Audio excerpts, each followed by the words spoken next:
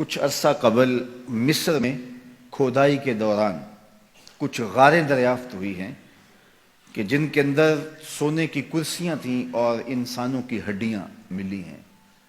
تو ہم تاریخ پڑھتے ہیں تو 6 صدی عیسوی سے قبل مصر میں وہ بادشاہوں کو الگ انداز سے دفن کرتے تھے۔ عام قبروں میں عام لوگوں کی طرح بادشاہ دفن نہیں ہوتے تھے، بلکہ بڑا غار تلاش کرتے اور اس میں سونے کی مرصع کرسی رکھتے اور اس کی لاش کو وہاں رکھتے اور اناج اور کھانے پینے کی چیزیں وہاں رکھتے، اور ظلم یہ ہوتا کہ وہاں چند زندہ غلام بھی اس کی خدمت کے لیے وقف کرتے اور باہر سے دیوار چن دیتے، اور پھر جس طرح وہ گھٹ گھٹ کے مرتے، وہ ایک دردناک کہانی ہے۔ اس کا تصور کر کے بندہ کانپ جاتا ہے۔ یہ دنیا کے اوپر ظلم، جبر، تعدی، ناانصافی کیا کچھ ہو رہا تھا، لیکن میرے حضور آئے تو امن ہی امن، روشنی ہی روشنی، شعور ہی شعور، اجالا ہی اجالا پھیل گیا۔ کائنات کو یہ جتنی بھی روشنی ملی ہے، آج چاہے کوئی کفر کا معاشرہ بھی ہو اور اس میں آپ کو خیر کی قدریں نظر آئی ہوں، تو وہ ساری قدریں میرے حضور کی دی ہوئی ہیں۔ سید سلیم گیلانی نے تو قلم توڑ دیا، نہ خرد کی روشنی تھی نہ جنوں کی آگہی تھی، نہ خرد کی روشنی تھی نہ جنوں کی آگہی تھی، تیری رہبری سے پہلے یہ جہاں جہاں نہیں تھا، تیری رہبری سے پہلے یہ جہاں جہاں نہیں تھا، تیرے آستاں سے پہلے کوئی آستاں نہیں تھا، میں وہ زمین تھی جس کا کوئی آسمان نہیں تھا۔ تو زندگی کا سارا جمال اسی چوکھٹ سے نصیب ہوا۔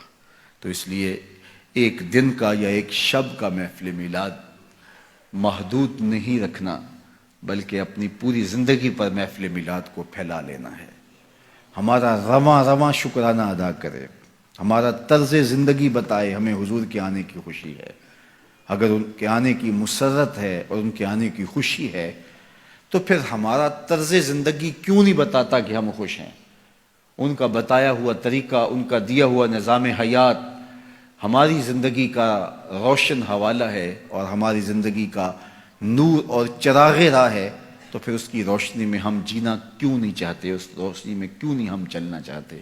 تو صاحب میلاد سے محبت اور صاحب میلاد سے پیار اور شکرانے کا ایک انداز یہ ہے کہ آپ اپنی ساری زندگی ان کے نام لگا دیں۔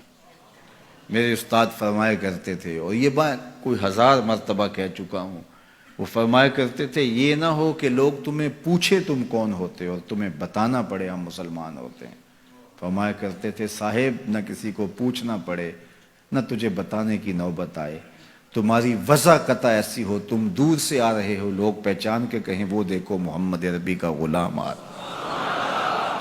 لوگوں کو پتہ ہو یہ حضور کا نوکر ہے۔ تمہارے سینے پہ حضور کے نام کا بیج لگا ہے اور تم دکان پہ بیٹھے ہو، لوگوں کو بے فکری ہونی چاہیے۔ اب اس سے 2 نمبر مال نہیں مل سکتا، یہ حضور کا عاشق ہے، کیونکہ اس کے سینے پہ حضور کے نام کا بیج لگا ہوا ہے۔ یہ کبھی بھی نہیں ہو سکتا جھوٹ بولے، یہ کبھی بھی نہیں ہو سکتا کم تولے، اس لیے کہ اس کے سینے پہ نام میرے حضور کا لکھا ہوا ہے۔ تو آپ کا عشق آپ کی صداقت کی دلیل بن جائے، آپ کا عشق آپ کے وعدہ پورا کرنے کی دلیل بن جائے۔ میرے حضور تو کسی سے وعدہ کرتے ہیں کہ میں تیرے آنے تک یہاں کھڑا ہوں، اور وہ جا کے بھول جاتا ہے، اور آقا کریم 3 دن تک کھڑے ہیں، 3 دن تک قضائے حاجت کے لیے جاتے ہیں، پھر آ کے کھڑے ہو جاتے ہیں۔ 3 دن کے بعد اچانک ایک دن وہ ادھر سے گزرا تو دیکھا حضور علیہ الصلوۃ والسلام کھڑے ہیں، سر پہ ہاتھ مارا، ہو یہ تو مجھ سے وعدہ کیا ہوا تھا۔ بڑا شرمندہ ہوا، آگے بڑھا تو اتنی صرف بات حضور نے کہی، تو نے مجھے مشقت میں ڈال دیا۔ غلطی اس کی ہے، حضور نے کہا میں کھڑا ہوں اور وہ جا کے بھول گیا۔ اور ہمارا ماجرا کیا ہوتا ہے کہ ہم کسی کو ٹائم دیا ہوا ہوتا ہے اور پھر خود ہی بچے کو کہہ دیتے ہیں کہ جا کے باہر بتا دے کہ ابو گھر پہ ہی نہیں ہے، اور میرے گھر کے اوپر جھنڈا حضور کے نام کا لگا ہے، پورے گھر پہ چراغاں حضور کے میلاد کا ہوا ہے، اور میں بہت بڑا عاشق رسول ہوں، نعرہ لگاؤں تو زمین کو پھاڑ دوں، آسمان کو چیر دوں، لیکن خود وعدہ کیا اور اندر سے بچے کو بھیج رہا ہوں کہ جاؤ کہو ابو گھر پہ نہیں ہے۔ تو صاحب میں عاشق رسول نہیں ہوتا، میں کوئی اور ہوتا ہوں۔ عشق وعدوں کی پابندی کا درس دیتا ہے تمہیں، تو ان کے طرز زندگی کو اختیار کرے، ان کے بتائے ہوئے طریقے کو اختیار کرے۔